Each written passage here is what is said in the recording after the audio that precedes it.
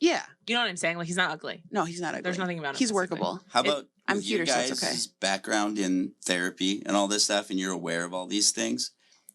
How much does it really help you when you're in the dating scene, though? Like, I mean, do you kind of revert like everyone else, or do you, As a therapist? Well, no, worse. more It's like as an worse. educated person, I guess. Yeah. You worse. see more, but it doesn't mean you're actively doing more necessarily. Okay, so me and Rachel are very different. Yeah. Rachel likes to dissociate, Yes. and I like to overanalyze. Yeah. So like it's a disservice for me because I'm always future tripping and future projecting on the fact that like I see a red flag and I can like see how it's gonna play out down the line. And I'm just like, oh, I just want to know. Like, I just like mirror them.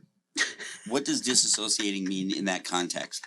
Like not checking in with how your body actually feels about the experience. I think a lot of Oh, okay. You just go along, like along for the ride, kind of? along for the ride, and just like I feel like grateful that it's not weird and that they're not rejecting you, but not checking in at all about how you feel. Yes. Yeah. Yes. Okay. You know, you're just glad it's not weird. But have you ever asked yourself if you like this person? Yes. If you want, if like, like, and I feel like, I don't know if that's a gendered thing or not, but women spend a lot of the date wondering how the other person feels about them, not about how they feel about the date. Yes. And that's half of what I tell a lot of people is like, focus on if you even like them.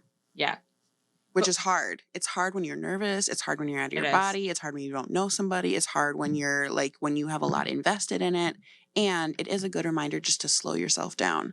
Like, do I even like what this person is saying to me? No, it's really hard. And like, Yes. I often find that people don't know if they actually like somebody until they're settled in the relationship. Ugh.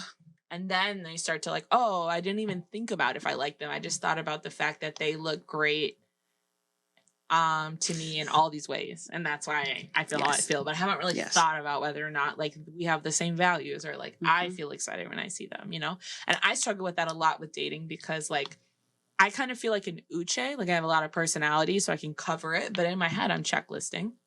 Not checklisting like things that they should be bringing to the table, like on paper, but like see people are saying certain things. You're making notes. I'm making notes. Like you're noticing. Yeah. You're which noticing. Isn't the best. So. Why?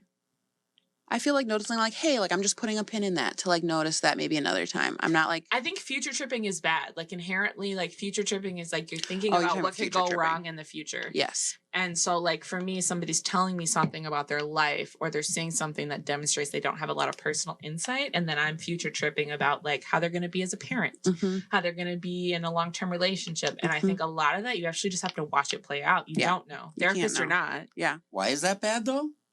Like, I mean, to me, because that's you're like not looking at what's because you're not looking at what's in front of you. You're not looking at the present, and you don't know how they're going to show up. And you don't know. You don't know. I think like you're guarded, but I don't think you can.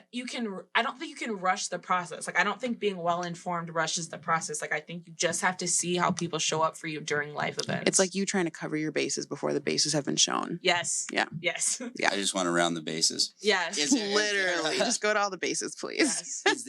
Are you guys more apt to try to fix a broken guy who's really handsome, whatever? You know what I mean? I want to say not anymore, but we'll see. TBD. So to be honest, I was a fixer. I was a blah, blah, blah. And then I was in a serious relationship for 4 years. And then I was with him and he overdosed and died. So now I'm like, you know what? Projects are trauma. Shit.